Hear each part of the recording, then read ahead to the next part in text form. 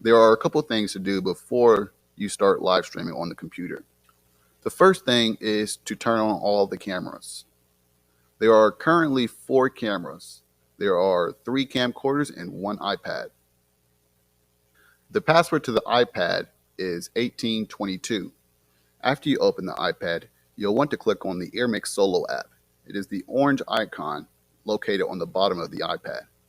The next step is to ensure an SD card is in the main camera. The next step before using OBS Studio is to ensure that the main camera is recording prior to the service beginning. This recording serves as a backup recording in case of a failure. Hello and welcome to the tutorial on how to live stream with OBS Studio.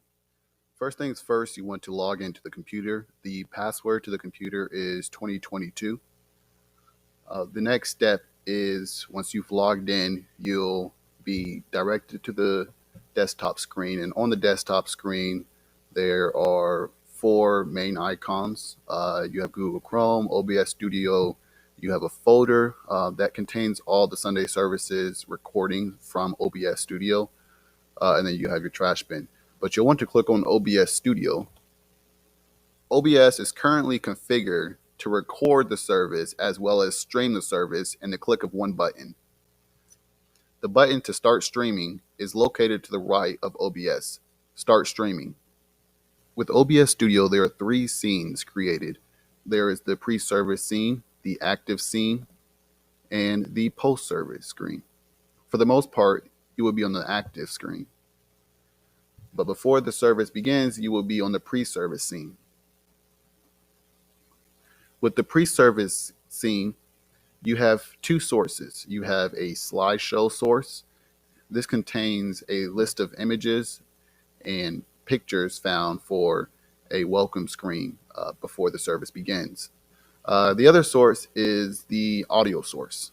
This audio source comes directly from the Blackmagic Design 8 Mini Pro switcher. Here's the audio mixer that can be used to view the volume of the different audio sources. And in this case, we are viewing the volume of the 8 Mini Pro. Before service begins, we would like this to be muted. However, 8 to 10 minutes before service, we need to unmute this. At this point, you should be able to hear the 8 Mini Pro audio through the headphones. Once service begins and the postlude starts, you want to switch over to the active scene. The active scene contains 2 sources. The first source is the 8 Mini Pro audio source, and the second source is the 8 Mini Pro video source.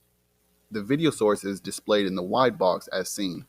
This is the program source from the 8 Mini Pro switcher.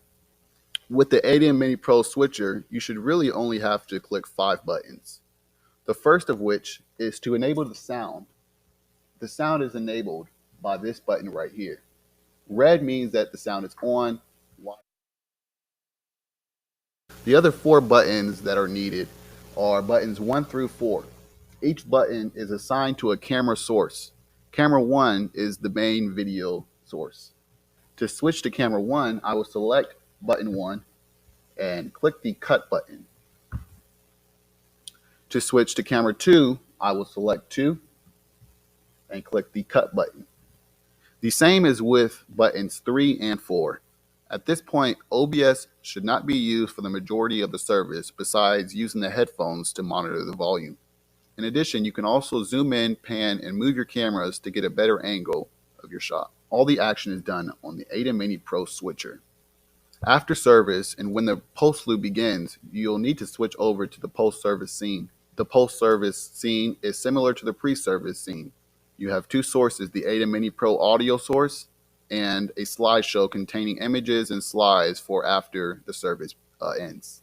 You should also be able to hear the 8 Mini Pro audio in this scene as well. To mute and unmute the audio source, you'll need to click on the volume icon. However, it is suggested to leave the volume on here to hear the rest of the postlude.